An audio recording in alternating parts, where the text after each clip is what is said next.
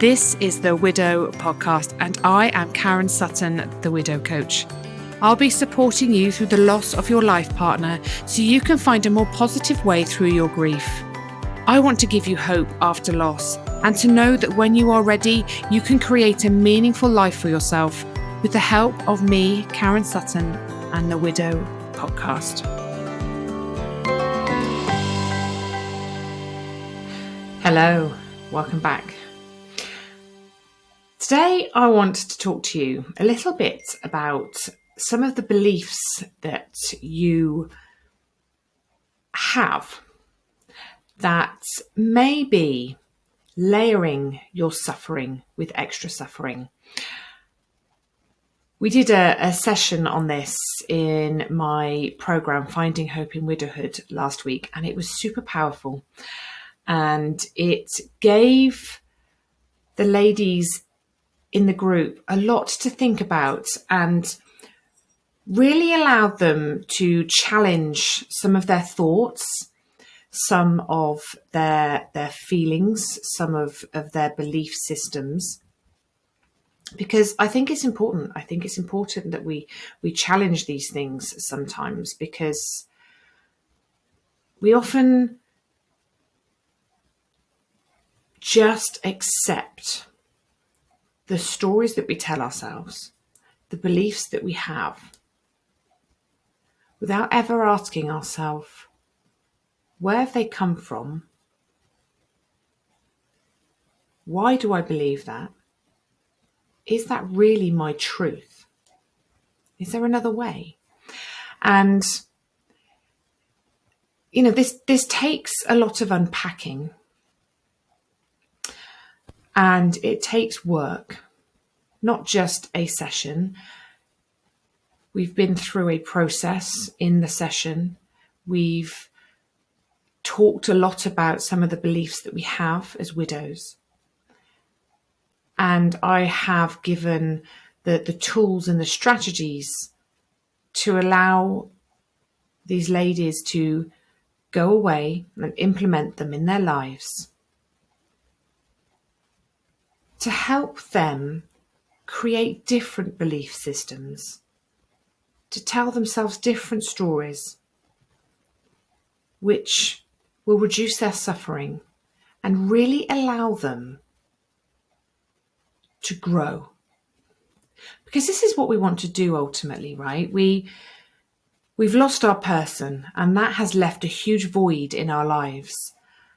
And it's not about making that void smaller. You've all seen the image of the ball in the glass jar. Now, the ball doesn't get smaller. The glass jar gets bigger. Our lives get bigger and we grow around it. Now, this is really difficult for us as widows, because the person that we trusted in life, the person that supported us, the person that had our back, the person that we went to for advice is no longer here. We don't have anyone validating us anymore. We don't have anyone calling us out when we step out of line. We don't have anyone telling us to go for it because we're capable. And it's learning to do those things for ourselves, which is super, super hard. And often what we tend to do is look for those things elsewhere. And then we become people pleasers. We become even more of a people pleaser than we were before, because we so desperately want to fit in. We so desperately want everyone to tell us that what we're doing is okay. We want to be validated. We want to be told that our choices, that our decisions are the right ones.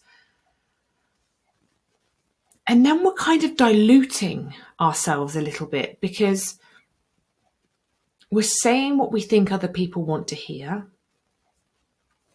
We're doing what we think other people think we should be doing, or we're doing things that we think we should be doing in order to get that validation from others.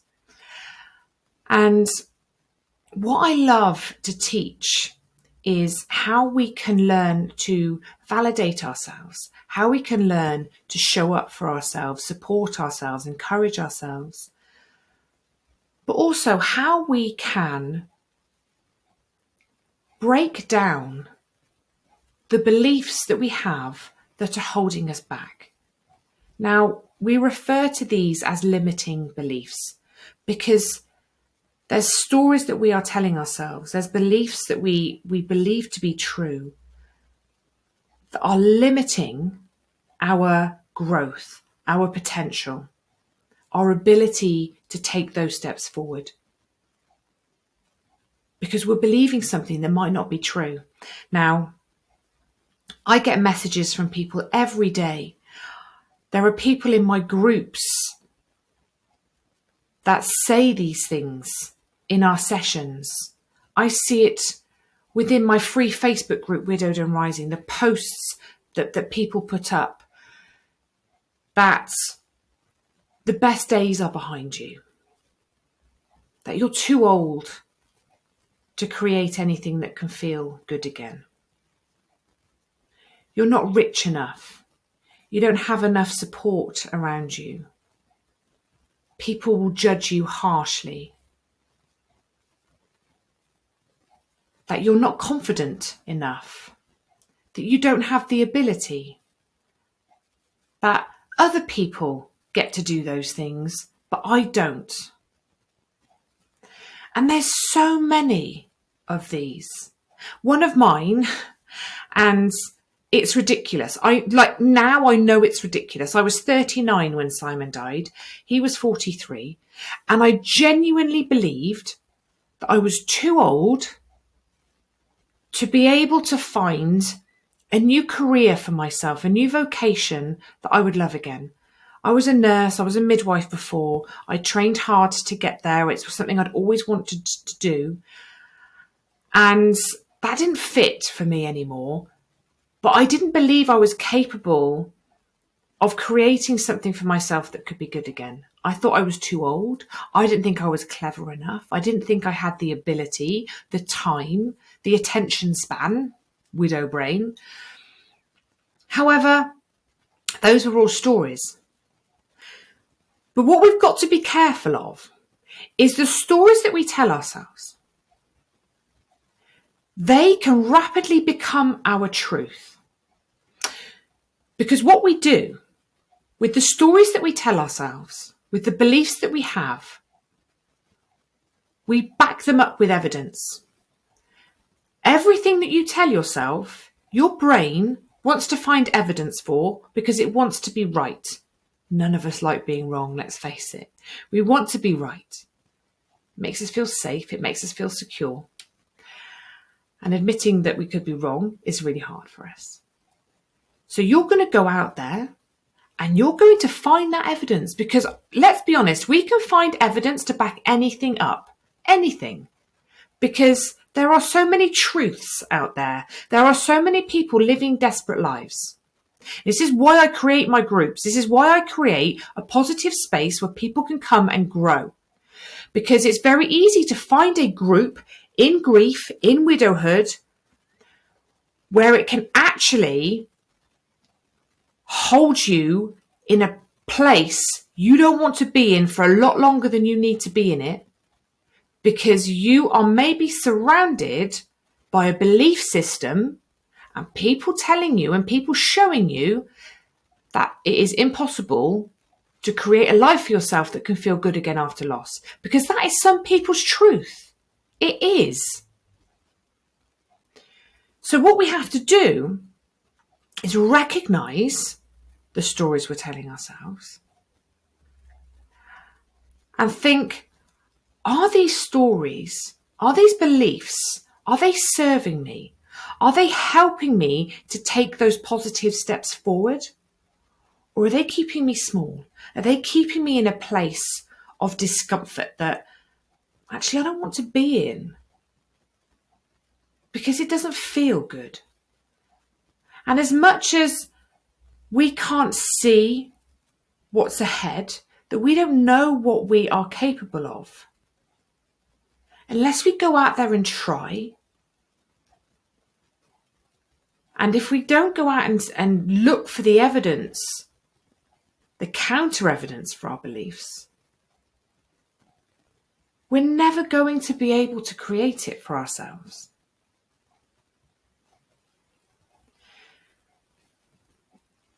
This is only part of what I do. in my groups. There's so much. There's so much that I have to share with you. There's so much that I love to help you work through. There's so much that we do in life that is counterproductive, that layers our suffering with more suffering. And I don't want that for you. I want you to reduce that suffering.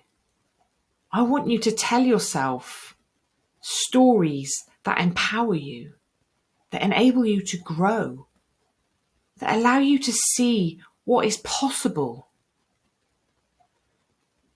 And then have the courage to take steps towards that, to start creating more evidence to back up a different story. Because the stories you're currently telling yourself will be rooted in something real. Somebody might have said something to you. There might have been an experience in your life. And you may have taken a small bit of information from those things and turned it into a truth for you in life. And I want you to challenge those truths, those beliefs. And I want you to create new ones. Because we kind of have to, I think. The world that we once knew and loved has changed beyond recognition.